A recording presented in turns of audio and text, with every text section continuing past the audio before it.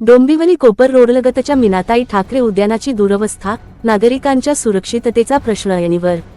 डोंबिवलीतील कोपर रोडलगत असलेल्या कल्याण डोंबिवली महानगरपालिकेच्या मीनाताई ठाकरे उद्यानाची सध्या अत्यंत दयनीय अवस्था झाली असून उद्यानाच्या देखभालीकडे संबंधित प्रशासनाचे दुर्लक्ष होत असल्याचे चित्र दिसून येत आहे।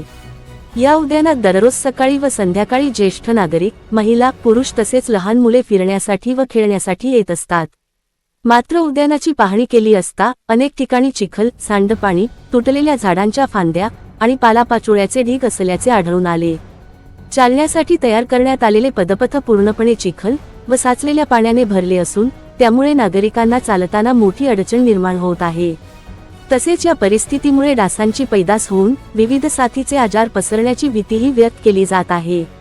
याशिवाय उद्यानातील बसण्यासाठी असलेल्या कटऱ्यांच्या परिसरात फुटभर उंच गवत वाढले असून त्यामुळे साप, विंचू यांसारख्या विषारी प्राण्यांचा धोका निर्माण झाला आहे। लहान मुले व ज्येष्ठ नागरिकांच्या सुरक्षिततेचा प्रश्नही त्यामुळे ऐरणीवर आला आहे।